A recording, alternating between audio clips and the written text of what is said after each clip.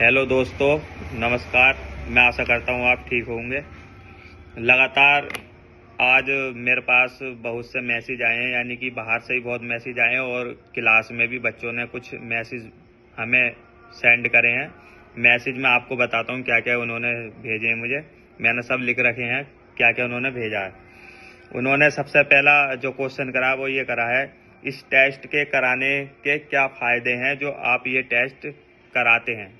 तो बहुत अच्छा क्वेश्चन पूछा है बच्चे ने कि जो आप टेस्ट जो कराते हो लगातार लाइब्रेरी में या अपने कोचिंग सेंटर पर, इसके फ़ायदे क्या हैं। तो मैं आपको बता दूं, इसके फ़ायदे ये होते हैं, आप जब डायरेक्ट यानी कि पहली बार में किसी एग्ज़ाम हॉल में जाओगे, वहाँ पे यानी कि नोएडा में आपका एग्ज़ाम होगा जैसे, तो आप पहली बार में वहाँ पर जाओगे तो आपके अंदर इतना डर होगा कि आपको जैसे ही टाइपिंग पे बैठाया जाएगा तो आपके हाथ कांपने लगेंगे ऑटोमेटिक। तो इसलिए जब हम इस तरीके के एग्जाम जैसा माहौल दे करके आपको 2 या 3 या 4 टेस्ट आपसे ले लेंगे तो आपका जो भीतर का डर है ना वो बिल्कुल निकल जाएगा। इसलिए टेस्ट लिए जाते हैं। जिसने भी ये क्वेश्चन पूछा बहुत अच्छा क्वेश्चन पूछा है। मैं आपको देखो बिल्कुल सटीक जवाब दे दिया। इसका टेस्ट का फायदा ये है, जब आप निरंतर टेस्ट दोगे तो आपका जो अंदर का डर है वो बिल्कुल बाहर हो जाएगा। तो आप जब एग्जाम हॉल में वहाँ पर टेस्ट दोगे, यानी एग्जाम में जब आप अपनी टाइपिंग स्किल दोगे तो आपको ऐसा लगेगा यार इस तरीके के हमने जो टेस्ट दिए हैं, ऐसे तो हमने बहुत टेस्ट दिए हैं, तो आपको बिल्कुल भी डर नहीं लगेगा। ना आपकी उंगली कांपेंगी ना हाथ कांपेंगे, एक आसानी से आप अपनी टाइप क्वालिफाई कर दोगे। दूसरा क्वेश्चन ये है, आपने इन बच्चों की जो तैयारी कराई है क्या ये बच्चे टाइपिंग में क्वालिफाई हो पा रहे हैं। अच्छा, आपका उनका क्वेश्चन ये है, आपने जो इन बच्चों की तैयारी करवाई है तो उस तैयारी के माध्यम से क्या ये बच्चे टाइपिंग में क्वालिफाइड हो रहे हैं। तो मैं बता दे रहा हूँ इसका भी जवाब।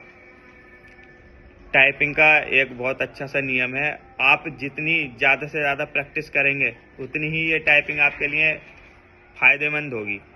जो हम अपने कोचिंग सेंटर पर तरीके बताते हैं टाइपिंग के, जो लगातार हमारे तरीकों से काम करता है उसकी टाइपिंग बढ़ती है प्रतिदिन 1 PM टू 2 PM, यानी कि 1 से 2 की स्पीड प्रतिदिन हम बढ़वाते हैं बच्चे की, जो हमारे नियम के अनुसार करता है। तो ऐसा कुछ नहीं है, ज़्यादा से ज़्यादा बच्चे यानी कि 100 बच्चे अगर हमारे पास टाइपिंग करते हैं, 100 में से 80 बच्चे जो हैं हमारे नियम के अनुसार करते हैं, नियम के अनुसार तो करते हैं, उनकी क्वालिफाइड हो रही है। ऐसा कुछ नहीं है 100 में से 100 बच्चों की क्वालिफाइड हो रही है। मैं इस तरीके से झूठ बोलकर अपना काम खराब नहीं करूँगा। तो यानी कि 20% बच्चों की नॉट क्वालिफाइड आती है, क्योंकि वो लापरवाही भी करते हैं और वो अपने तरीकों से टाइप करते हैं। तीसरा क्वेश्चन ये है, ASI और SI वाले बच्चों को लास्ट टाइम में किस तरीके से टाइपिंग की प्रैक्टिस करनी चाहिए। उनका कहने का मतलब ये है, जो अब 2 से 3 दिन हमारे बचे हैं टाइपिंग के, SI और SI वालों को इस पीरियड में हमें किस तरीके से तैयारी करनी चाहिए। तो मैं उनके लिए बता दे रहा हूँ। देखो, आप किसी भी क्वेश्चन के बारे में पढ़ेंगे, जैसे मान लो आपने सिंधु सभ्यता के बारे में चीज़ें पढ़ी, अगर मैं आपको वो ही क्वेश्चन डायरेक्ट दे दूंगा, यानी कि मैंने आपको 20 क्वेश्चन डायरेक्ट दे दिया कि सिंधु सभ्यता कहाँ से उत्पन्न हुई और कब इसका निर्माण हुआ, कहाँ से कौन सी सन में इसकी खुदाई हुई, क्या हुई, तो आप बिल्कुल भी उनके बारे में बता नहीं पाओगे, क्योंकि उसके बारे में हमें पढ़ना पड़ेगा।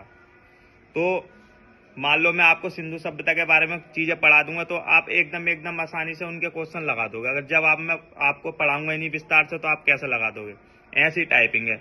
तो टाइपिंग में जो हम तैयारी करवाते हैं, जिस माध्यम से हम कराते हैं, तो उस माध्यम से जो करता है उसके बाद यानी कि प्रैक्टिस सेट जो AR पे चल रही है टाइपिंग, ये इस टाइम प्रैक्टिस सेट है, तो लास्ट टाइम में उसे ज्यादा से ज्यादा AR पे ही करनी चाहिए।